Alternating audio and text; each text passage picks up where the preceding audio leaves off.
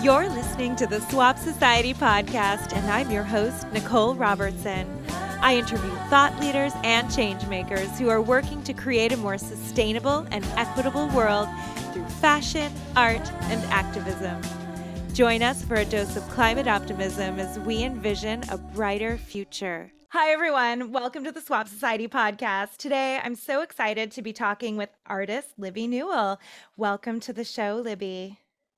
Hey, it's so cool to be here. It's actually my first podcast. I'm a podcast virgin. Very exciting. Amazing. Happy to be your first. Long-time listener, first-time guest. Where are you talking to us from today, and where are you from originally? I grew up in Jackson, Mississippi, lived a few places in between, went to college at Savannah, Georgia at SCAD, then lived in Colorado for a while, and now I'm in Lookout Mountain, Georgia, which is really close to Chattanooga, Tennessee. Cool. How's the weather over there these days? It is hot and thick. You just walk out the door and just feel the heat, like hit you in the face. Oh. It's very warm, but up on the mountain where I am, it's slightly cooler, just slightly. So we enjoy that. So how did you get into doing art? Have you always considered yourself to be an artist? Yeah, art was, I am a person who has ADHD and dyslexia. So growing up in school, art was the thing that, that was the class that felt relaxing and not stressful. And so, yeah, even elementary school and junior high and high, like art was the thing that, it was where I felt like me and where I felt relaxed. So, yeah, when I was a senior in high school, we had a "Where do you see yourself in 10 years" day. And I wore my painting clothes and made a sign that said, "We'll paint for food." So, here I am. It's funny. It makes me think of something that happened to me when I was younger. I performed for a lot of my life, singing and dancing, and I was at a party with a bunch of actors. I was still young. I went to a lot of theater things with my grandfather when I was younger, and he had a lot of friends who were actors, and we were at this party, and I remember saying, "Oh, but I don't want to be a starving artist." And he said, as he picked up a chip with some salsa or something, "Well, we're not starving." I haven't starved yet, which I'm very grateful for. Same here, same here. Although, I mean, being an artist of any kind is stressful in a lot of ways. I mean, some people are wildly financially successful doing their art, but I think for a lot of people that is not the case, probably most people. But it's this bug that you can't kick, right? Yeah, I pretty much create because I can't not create. Okay, I just can't stop. So what are your main mediums that you work with? So once again, I am an ADHD person with a lot of hyper focusing, but that hyper focus evolves. So I have watercolor paintings up here, and I have lots of sewing pieces, which we're going to talk about a lot today. I did a whole series of denim where I was cutting. I think of myself in general as a collage artist, and then I collage with lots of different things. So my paintings even feel kind of collagey. They're very layered. I'm adhering the paper to the board with acrylic medium with gesso, like there are layers. So yeah, I'm a collage artist. I like to cut things up and make them into something else. So I found you, and I remember it clearly because I shared a post that you made, and I remember I thought it was so powerful. You took a quote from Nazreen Sheikh. I hope I'm saying her name correctly. And you embroidered a quote of hers on multiple shirts and kind of unveiled each next kind of part of the sentence as you took the shirts off. And I remember just thinking that, one, obviously it's a very powerful quote, but I loved the way that you shared that quote. I thought it was really really moving. How did you learn about Nazarene and how did that piece come to be? Oh gosh, how did I learn about Nazarene? Um, when I started making my work that was about fashion, it wasn't so much about garment workers so much as our personal relationships with our clothes and like throwaway culture. And so I kind of got into it that way. And then I started reading, I read this one article from the New York Times that had quotes from garment workers from across the world. And they just talked about, it said how much they were paid, who they worked for, what it was like where they worked. And I was like, I need to not think of myself as um, you know, really unlearning that being the voice for the voiceless and being someone who's listening to voices and just sharing what they've had to say, what they've said. So I just started looking into finding actual garment workers to listen to. And so I found Nazarene that way on Instagram and just started. I think I might have seen that quote shared by it was Revolution. Mhm. I saw it from them, and then I went and followed her from there, and followed the Empowerment Collective and local women's handicrafts. And I asked her permission before I used her quote because I've just started realizing, like, if you're going to use someone's words, you need to ask their permission and say, like, hey, this is powerful, may I use it? And so she was the first person that I did that with, and she was so gracious and wanted to converse with me through Instagram messages, about how to do it and what to do with it. I'd really love to send the garments to people to try to get the idea across to people, but I haven't quite figured out who to do that to. But now that this new Fabric Act is coming before the Senate, I feel like it would be a really great time to do it.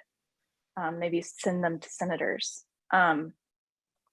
So, yeah, I mean, I've just been able to build a little relationship with her through Instagram that's just lovely.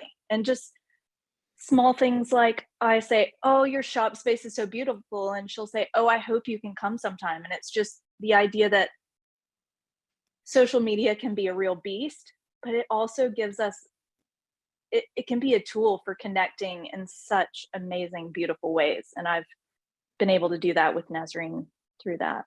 And it's really neat. That's so lovely. The work that she's doing, the advocacy work that she's doing, I find it so inspiring, and I think it's so amazing that she's able to, share her own story, but also amplify the voices of so many other people that are working in those conditions. And I think that so many people are just completely oblivious to where our things come from, what the impact of our stuff is. I mean, I can honestly say as a younger person, I would joke like, "Oh, these things were made in a sweatshop," and say it so lightly and so frivolously without stopping to think what that meant. And I think a lot of people know that sweatshops are a thing, but they don't stop and think, what would it mean to be there? What would it mean to work there? And how can I find out? Who can I listen to see what that would actually be like? So, I mean, like, I can honestly remember being the person who took it so lightly, and then years of small changes and getting to the place where I am today to really think about it and have empathy and a listening ear to hear what that's actually like. You mentioned that your perspective has changed. And I can say that mine has as well over the years. It's like the more I learn, the more I change, right? And it Hmm. and it is this kind of process, especially living in such a consumeristic culture Hmm. where there's retail therapy. Hashtag new clothes make me happy. And don't get me wrong, Yeah. new clothes can make me feel happy. If I get something Hmm. new that I love, that I feel fabulous in, that absolutely can give me a boost. But how I acquire those new things has completely changed over the years. How has your consumption changed over the years? I definitely shop far less often. One of the first steps I took towards unsubscribing to those emails from like the Gap and Old Navy that were like, oh, we're having this sale. And so it makes you think, oh, well, I can't miss out on that. So just not putting those things in front of my face that were kind of, the catalyst for shopping often and cheaply. Um, and just starting to wear my clothes for a really long time and think of them as, like a relationship with a garment, more than just here's something, I'll wear it for a season. I no longer have like closet clean outs. I used to have a closet clean out so that I could restock it. I need to make space for the new stuff. And now, it something has to get really worn out before I discard it. And I've started doing a lot of repair. And, you know, that if you start to repair your garments, you build a relationship with them. And they really do, you're putting your own labor into them. Putting your own labor into them helps you to understand what labor went into making it in the first place.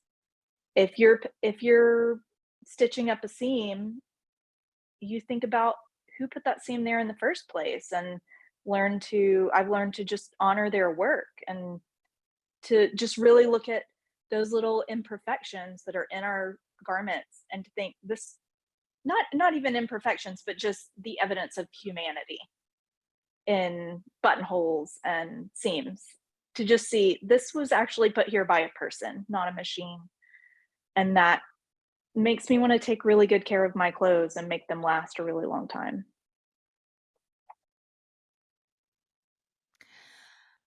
I think that a lot of people don't realize that all Mhm. clothes are made by people. For some reason, a lot of people seem to think that clothes are made by machines, and so even I just that actually have alone, I one think of my is pieces the inspired first by a step. Nazarene right here that I don't know Oh, if you can great. read it. It says, "Fed like an animal, worked like a machine." It was one of her quotes because she talks about how, there was little bits of thread in her food and bugs when she was working as a child slave, and how, she was treated like a machine. So yeah, I mean, we do think of, I don't know, maybe we have these from watching like how it's made. We have these like industrial machines in our minds stamping out, you know, cutting out pieces of fabric and stitching it together. But if you really like flip a garment inside out and look at the stitches, you can see that a human has been here. This was work done by a human from the field of cotton all the way to, weaving and dyeing and cutting and stitching, folding and packing, and there are even children who are just like picking up all the little scraps off the floor, and their hands have also touched our clothes. Like so many hands have touched our clothes before we get them. Yeah. Millions of women and children work in modern Hmm. slavery. Today, right now, at this moment, while we're having this conversation, and I feel like personally, once I learned that, that was that was just like Hmm. an absolute for me, where it's like, "Oh, no. Yeah, I don't because wanna we'll support that. often look back at I don't wanna be a part of that." slavery of bygone eras and think, oh, I would definitely be an abolitionist. I would have. It's like, oh, but are you today? Because it's today. It's real. It's now.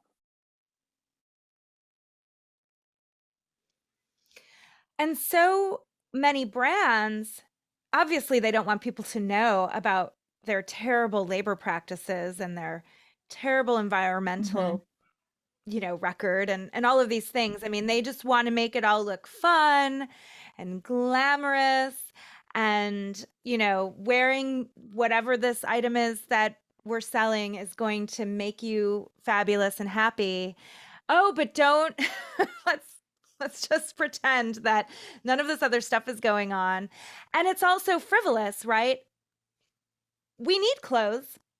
We all need clothes to wear, but we have so much more clothing now than we used to. And you mentioned how you used to do a closet clean out and then restock. I have absolutely done that. I had a friend once tell me, Nicole, you give Mm-hmm. away more clothes than I own. And that always stuck in my mind. I've never forgotten that statement because, it was like, oh, interesting. It was like one of those first moments of, Mm-hmm. do I have a problem? It's funny how those one little phrases just stick in our minds, and they're just the squeaky wheel that we needed. But it was years, many, many years after that point before I personally started really making any meaningful changes to my consumption and really learning about the fashion industry in particular. Was there a moment for you that, that you remember that got you interested in ethical Mm-hmm. and sustainable fashion? It was probably Rana Plaza. I'm I'm thinking that I learned about that and was like, okay, I don't want to be part of that.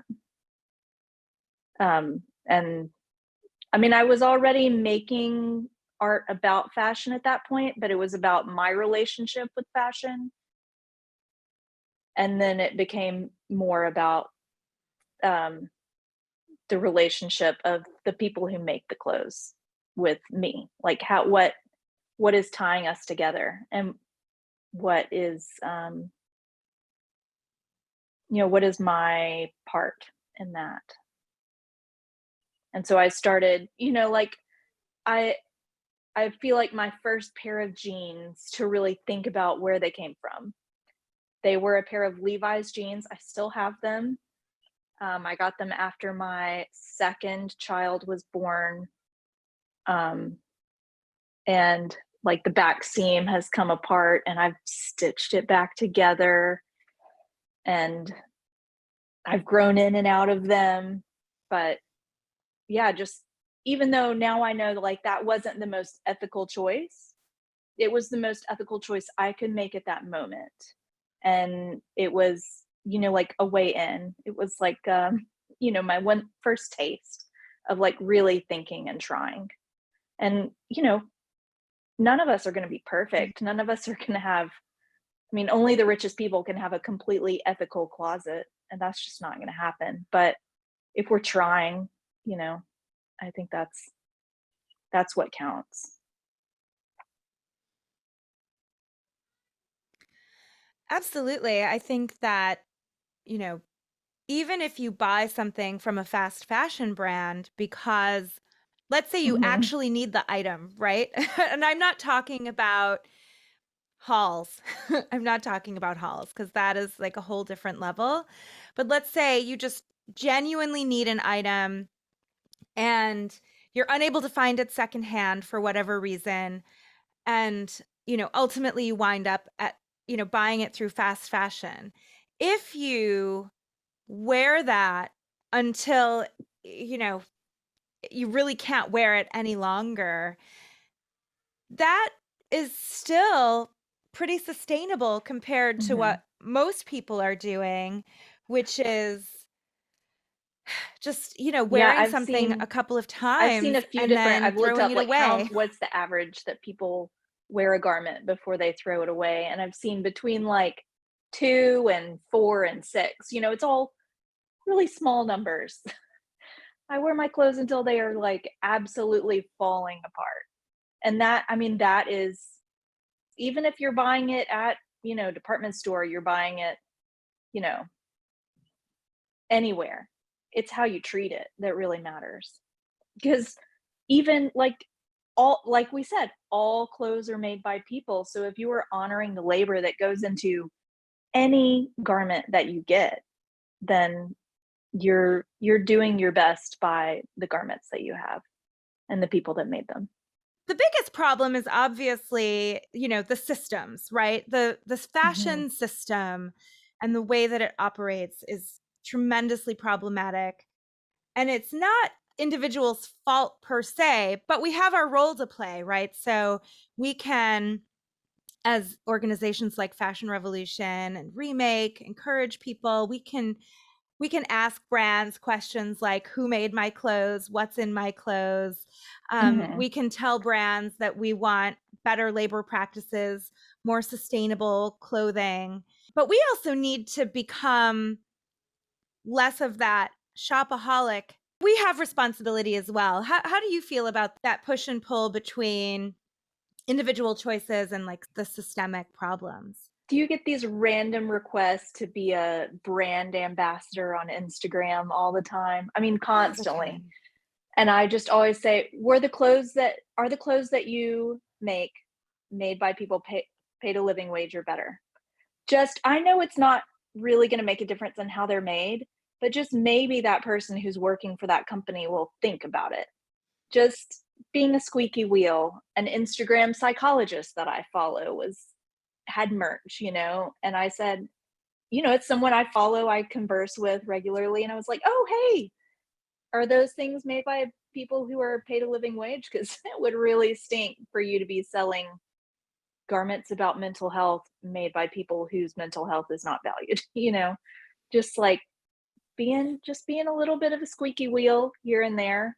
I have friends who have said, they've changed their purchases based on starting to follow me on Instagram and seeing my work based on that.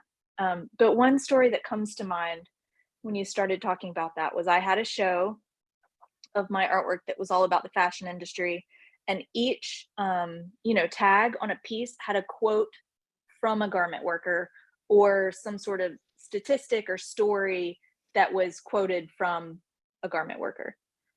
And this woman came in, and it was not a well attended show. So I noticed her just like completely engaged with the work and reading every single tag. And before she left, she said, "I had no idea. I have never even thought about this." And she said, and there's one piece that has a bunch of eyes cut out, just single large eyes with a handbag hanging right below the eyes.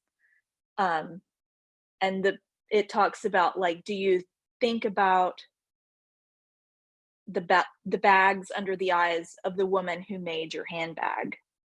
And she said, "I feel so bad. I've got so many purses. I should go home and get rid of them." And I said, "No, no, no. That's not the idea.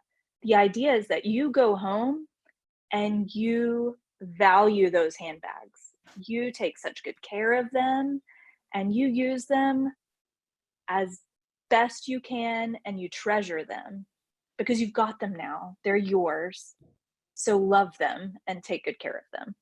And so it's just, as an artist, putting out those ideas and trying to do it in creative ways so it gets attention.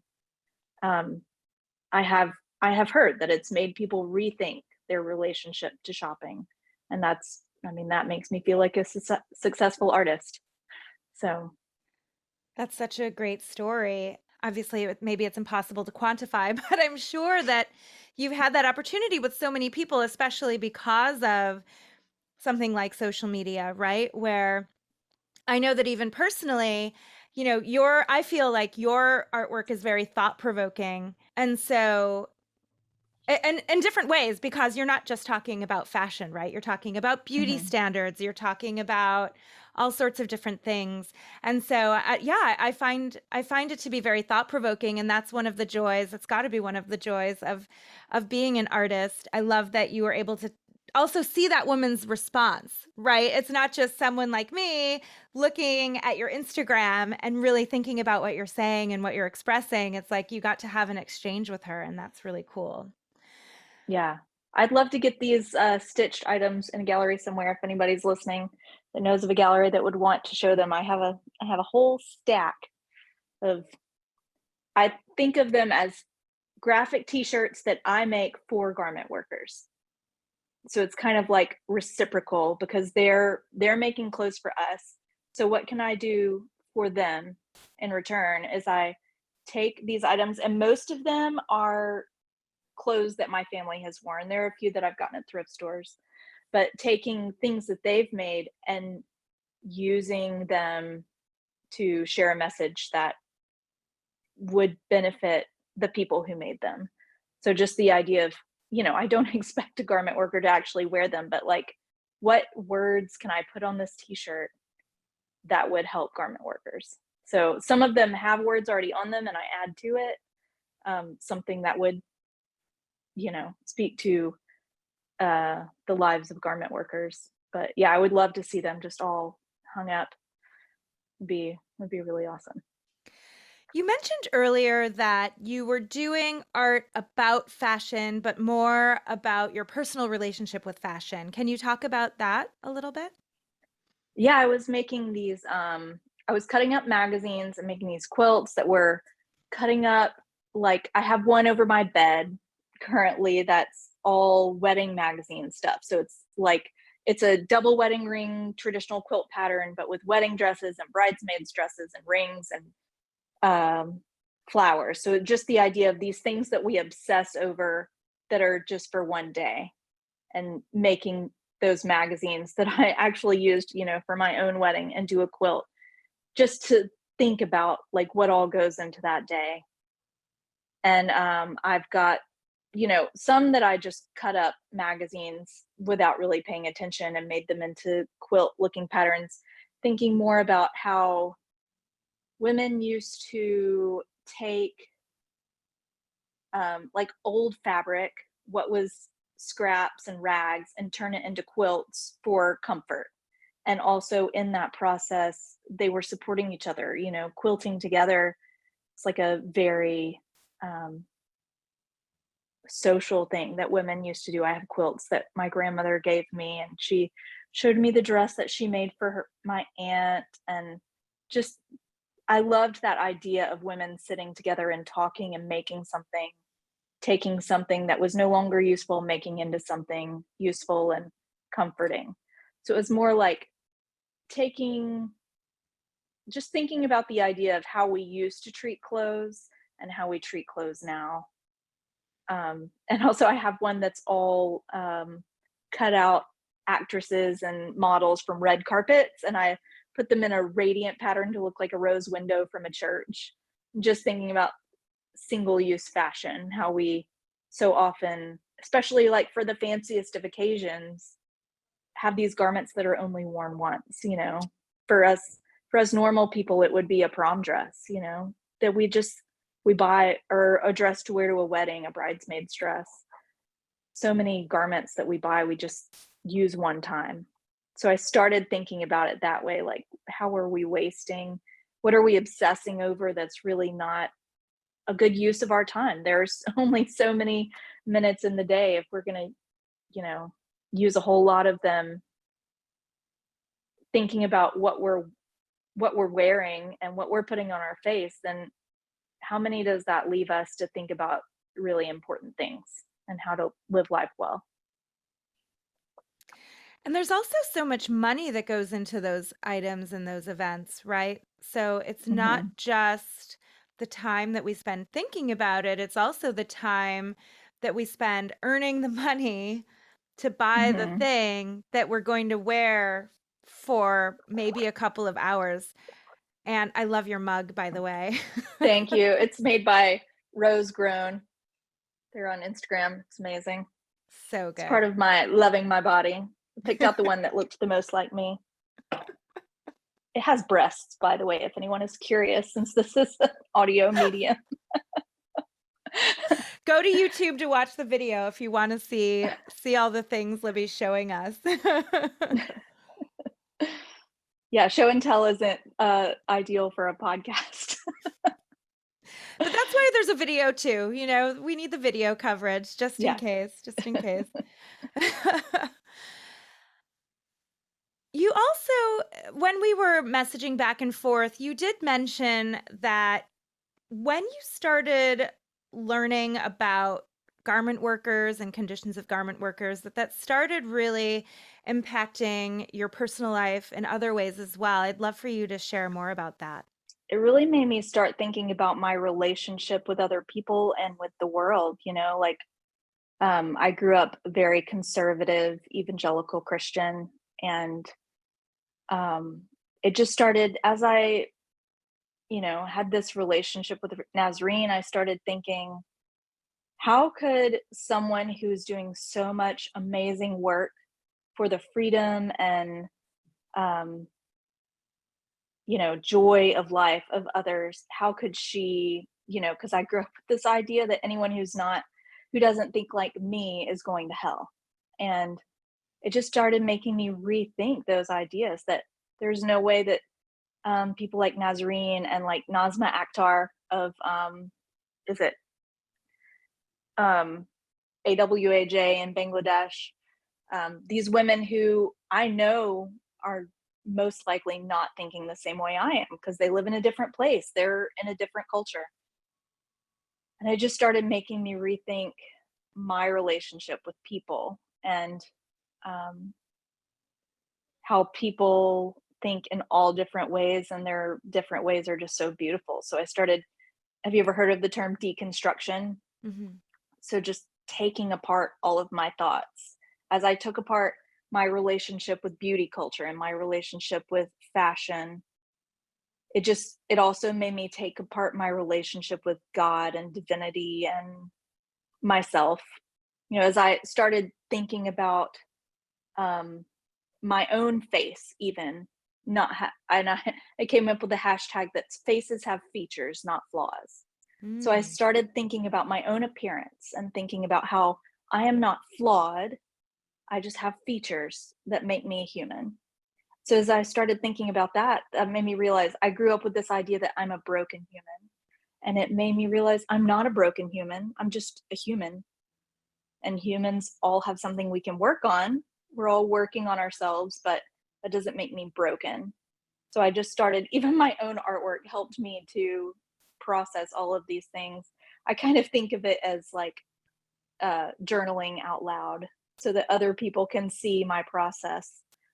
Um, but yeah, I mean, I would even go back and read my own words and be like, wow, I just really need to rethink about that. So a lot of my artwork now, if you go to my Instagram, is a lot about my relationship with the church and what God is and was to me. So you have to scroll down pretty far if you go to my Instagram and want to see the stuff about fashion. But I feel like it's all kind of entangled. This idea that humans are here to have dominion over the earth was what I grew up with. But now I think humans are here as part of nature. We are not in charge of nature, we are nature. And if we want to protect nature, that's protecting ourselves and it's protecting the animals and the earth because we're all in relationship together. It's all tied up in one big knot. We can't take it apart. So it's been, yeah, I mean, it's all been a part of this really long, years long process of really finding myself and what kind of relationship I want to have to the other people in this world and the world itself. How has that affected your relationship with people in your family and your community? Has has that been well received? No, not generally. I mean, there have been some people who are great and totally see my process and say, I love you.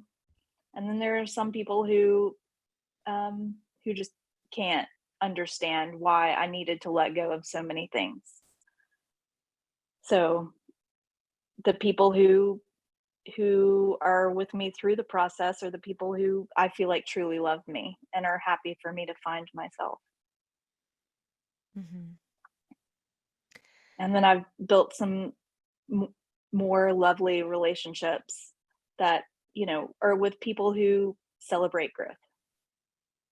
We just talked, I just spoke with Nayeli Kobo on our recently on an episode, and she grew up across the street from an oil drilling site.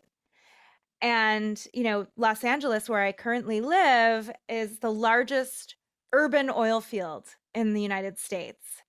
Wow. There is oil drilling all over the place. Sometimes here, there's a very large building with no windows, and people probably just drive right on by and pay no mind. But often that's an oil drilling site. I don't know the exact stats, but my understanding is that most of, if not all of this land is leased to these oil companies by the Archdiocese of Los Angeles. Oh, wow. And that also just is mind blowing, I think. Because why? I mean, maybe initially they just didn't know, and I'm sure they make a lot of money from, leasing this land to these oil companies, but it's making people sick. It made Nayeli sick. It made her neighbors and her family and everyone in her community really sick. And that's just at one oil drilling site, one location, not even considering, all of the other ones here, but also around the world. And I think that, as we start to kind of learn these things and untangle these things, it's kind of like, well, wait, but why would you do that? Or why do you continue to do that once you learn that it's not When you okay? know better, you do better, right? We have to do our own research. We have to advocate for ourselves, and we have to make our own choices based on that information, right? We can't just say, "Oh, I'm going to let it all go to this one." This is my opinion, obviously. But Mhm. if we just let things like that go, it's kind of how we got into a lot of these messes that we're in at the moment anyway. How can we become more engaged people in our community and not just take whatever somebody says is the right thing? We can be critical thinkers and make our own Mhm. decisions. It's actually funny because the piece that I'm working on right now, I filmed it, like, right, an hour ago. Have you ever heard the phrase, "Let go and let God"? Yes, I have. It's a very popular phrase. If you Google it, many a meme will pop up for you and quotes.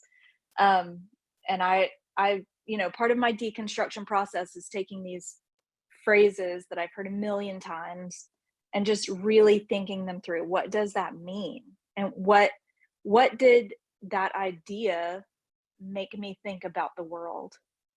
And if like you just said, if we just let go, if we're letting go of all these important decisions. We're letting go of worrying about what that oil drilling in the middle of the city is doing and let God. Well, it's supporting the church, so it must be good. If we just let it go, then we're not thinking about it. We need to not just let it go. We need to dissect it and think about why is that good? Why is that bad? And does the good outweigh the bad? So I turned let go and let God into it's perfectly okay to let go of God because that has been what I've been doing because when you grow up in church with being told this is the way, like you said, there's just the one way, there is the one truth, it gets like embedded in you and you're tangled up in it, like you were saying, we're untangling. And so I feel like I'm in this great untangling of taking out what was put in and finding what was really me all along. So yeah, just really we need to think about the things that we were told our whole lives, especially in those developmental years when our brains were forming and we just believe what people tell us and that really forms who we are as a person.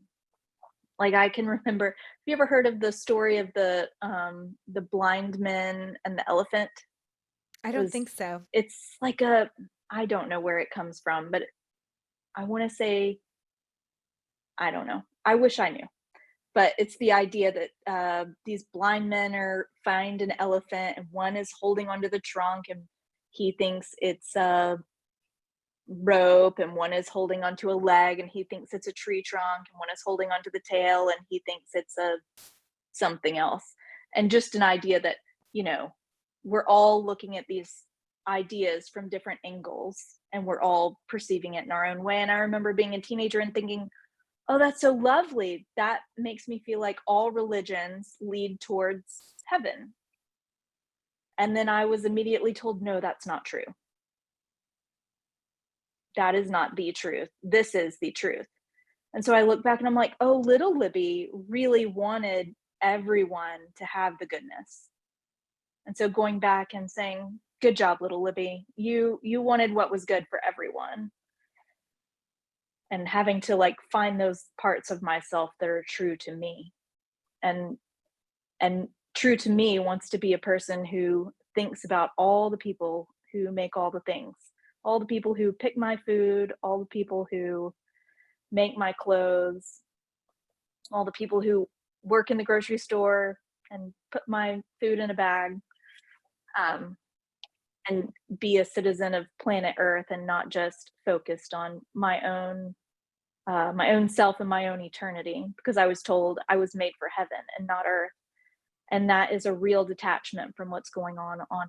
I want to be attached to what's going on earth. We're all people. We're all human beings. There was this project, oh, I don't remember who did it, but you've maybe heard of it, where they got people from different backgrounds to just sit and stare at each other for a really long time. Oh, I think I heard about that.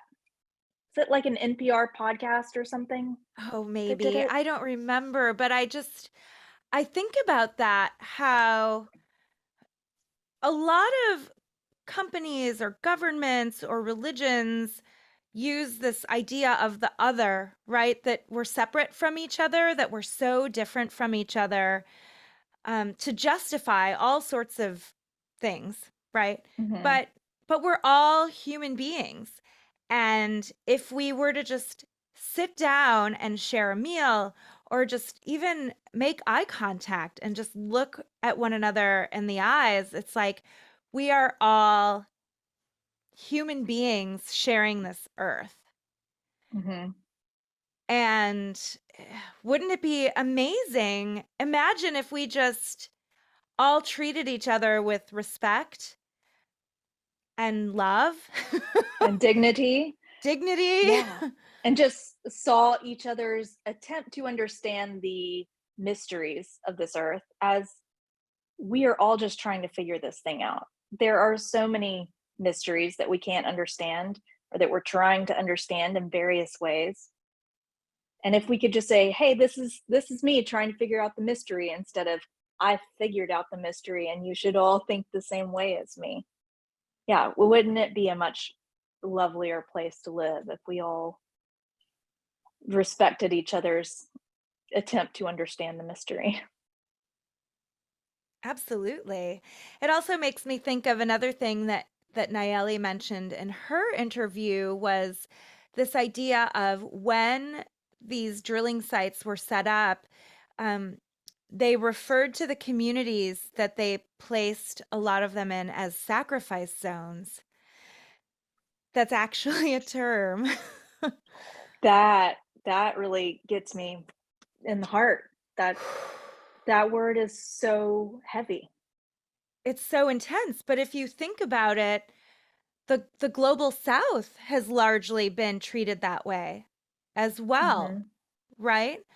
Okay, so here are all of these sacrifice zones that are going to enrich our lives in some way, and that's what really matters to us, and we're just going to sacrifice the health and well-being of these other communities because it serves us. And when you think of it in those terms, it's pretty brutal, right? It's brutal to think of it, but that is actually often what happens. I feel like looking at things with that amount of brutal bluntness is what we need. Because if we just try to pretty it up and soften it, then we can so much more easily blow it off. We're expecting other people to sacrifice a good life so that we can have a better life. Then that should make us rethink our our choices in this life. No one should have to live in misery so that I can have more, because I've already got plenty. And that's where a lot of, just really rethinking and dissecting my own privilege, my own white white supremacist tendencies that I got through growing up the way I did has it I actually kind of had to veer away from doing the artwork about fashion for a little while to really ground myself in how I wanted to think. Because I started, I wanted to get away from thinking myself as, oh, these garment workers are so lucky to have me fighting for them. And I needed to unlearn that idea. I needed to not think of myself as a white savior and start to realize that we are so lucky to have people like Nazreen. We are so lucky to have the people who are really in their thing, and we're just over here listening and learning. And we can pass on the information we get, but really they aren't lucky to have us. They are really the ones doing the truly hard and good work that this fight needs. You mentioned that you've done a lot of work on the concept of beauty and the beauty industry. So I'd love to talk about that as well. I think those beauty standards are totally, a big part of what we need to unlearn. Are you familiar with Jessica DeFino's work? Mm-mm.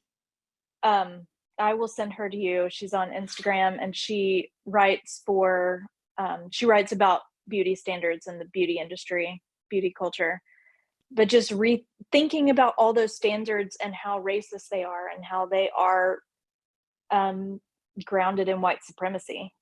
And so and a lot of my work on the beauty industry is just thinking about what do we think of as beauty. And like, I'll just cut out a face from a magazine that fits my face and put it on, and just to show you how that image compared to my real face, that image has like absolutely no features on it. It's just flat. It's airbrushed, photoshopped out the wazoo. And this is my real skin compared to that, because, you know, especially in this age of, everybody's filtering themselves and becoming is that body dysmorphia where you get used to looking at yourself through a filter, and then when you look at yourself in the mirror, all you can think of is, why do I look so horrible? Because I look so much better in that filter, when the filter isn't really you. Mm-hmm. So I want us all to really look in the mirror and learn to accept ourselves for who we are, the way we are, look at our skin and not think of them as flaws. And I feel like if we accept our own features, and no longer think of them as flaws, if I can look at my body and not think of the ways it needs to change, but to just really love it, to find joy in those jiggles. Like, a lot of people think, oh, I'm jiggly, ew. But I've learned to think, oh, I'm jiggly. I like the way that feels. Or, oh, look at my face. Like I've got these smile lines. Those are from all the laughs that I've had. And really treasure the life that's gotten you here. No longer wanting to have ageless looking skin, but just to love all the time that's gone into making ourselves look the way we do. And I feel like if we learn to accept ourselves, then we can also accept other people and just see them for who they are. Mm-hmm. And if we have it, I think for some people it's easier to look at other people and see that they are not flawed. So I too am not flawed. And for some of us, it's easier to look at ourselves and say, I am not flawed, therefore they are not flawed. So we just have to kind of figure out where am I able to see that people are not flawed, and then transfer it. Like if we can accept ourselves, and we can accept other people who look the way they look, whose bodies are shaped the way they're shaped. And then we no longer feel like we need to change all of it. We just love. We love ourselves and we love others Mhm.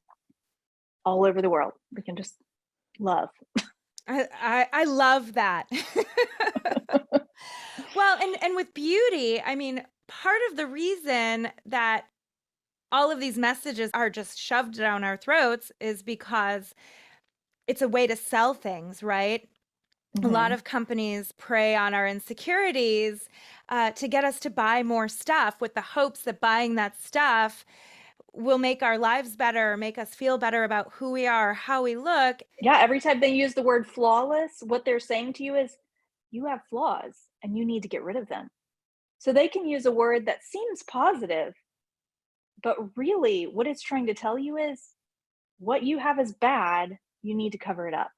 Mhm. One of the things that I always like to circle back to, especially, after talking about some very intense topics, is bringing it back to kind of the fun of fashion, because part of what I love about fashion is I do think that it is fun and can be fun. And even if people aren't into fashion and they just wear clothes, we all wear clothes, right? Everybody wears clothes, Mhm. and clothes can also be very comforting, even if you don't think of yourself as a fashion lover. That all being said, uh, do you have a favorite piece of clothing in your closet? And if so, what is it, and what do you love about it? I am a fashion lover. I've always loved clothes ever since I was little. Had the most amazing cowboy boots when I was 6 that like were all different colors, suede with little guns and holsters and sheriff's badges. What I would give to have a pair of those boots or to have kept them.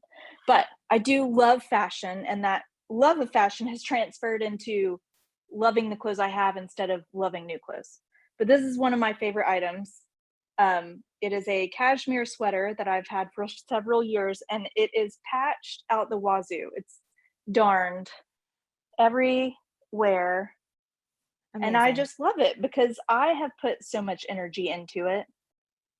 And so it's a turquoise sweater with yellow darning, and it's falling apart more every time I wear it, and then I just spend a little more time with it. And then I also love this skirt that I'm wearing, which is something I made. I just got this really beautiful um, linen blend from Etsy, and then I made it into the simplest skirt.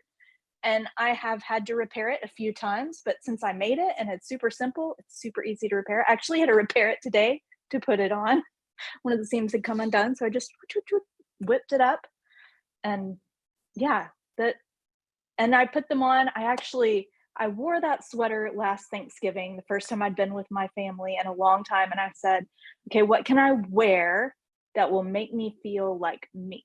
So I'm gonna wear my sweater that I have darned and patched, and it's full of my good energy. So I wore it to feel like the most like me. That's great. I love it. Thank you for sharing that with us. Mhm. Who or what is inspiring you right now? I'm super inspired by kids, kids these days. They're just great. It's so amazing the way this generation is growing up, so much more accepting of differences. And, our generation, we grew up knowing that there was something going on with the earth. Like, oh, we're supposed to turn off the lights, we're supposed to turn off the water. But this generation is growing up knowing, all right, we're going to have to get to work. And I have high hopes for them. I feel like they're going to do some really amazing things for this earth and for the people who come after them. I think they're going to do a really great job at being citizens of this world. And what makes you feel optimistic? It sounds like maybe Kind of the the same the thing. same thing.